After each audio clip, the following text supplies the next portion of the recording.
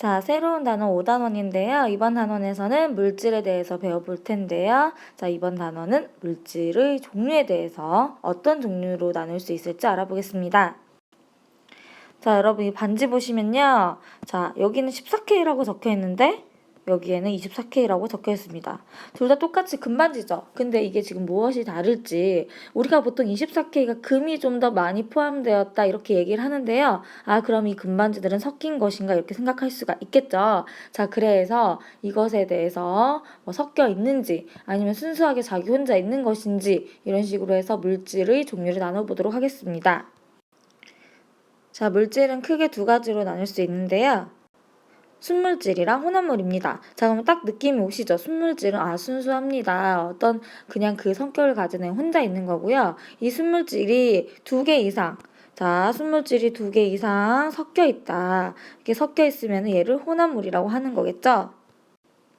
자, 순물질은요, 그런데 또 2개로 나눠집니다. 자, 우리가 배웠었는데, 우리가 원소 중에서 하나의 원소로 이루어진 애를요, 홑 원소 물질이라고 합니다. 그래서 하나의 원소로만 이루어져 있다 해서 홑 원소 물질이고요. 지금 여기가 1개가 나왔죠. 그러면 2개 이상이 나오겠죠. 이 2개 이상으로 이루어진 물질을요, 화합물이라고 합니다. 그래서 원소가 몇 개 이상? 2개 이상 합쳐져 가지고요, 새로운 성격을 띠게 돼요. 뭐 예를 들면 뭐 나트륨이라는 애랑 염소라는 애랑 완전히 다른 원소였죠.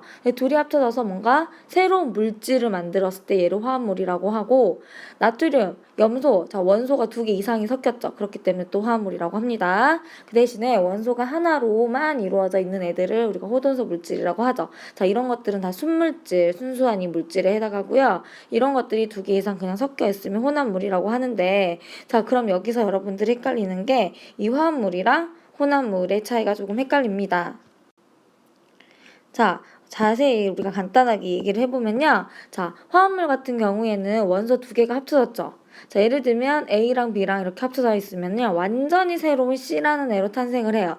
A의 성격은 얘는 없습니다. B의 성격도 없어요. 완전히 새로운 물질입니다. 그래서 새로운 물질로 됐기 때문에 C는 완전 새로운 물질이다 해서 순물질이 되는 거고, 그 중에서 원소 2개가 이상 돼 있기 때문에 이제 화합물에 속하는 거고요.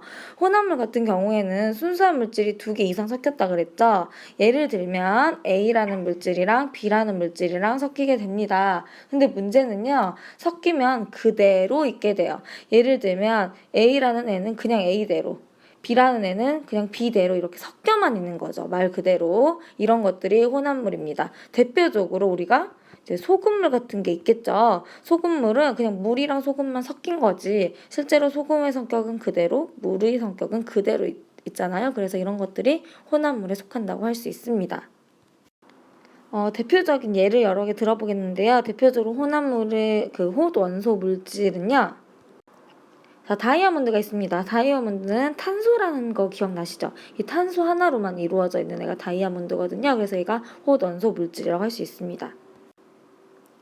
그 다음에 우리 구리선 얘기할 때 구리도 있겠죠? 구리 여러분 원소교 CU였죠? 이런 식으로 여러분이 외웠던 원소 이름 그대로 쓰는 물질 이름이 그대로 있었을 때 보통 다 호돈소 물질이라고 할 수 있습니다.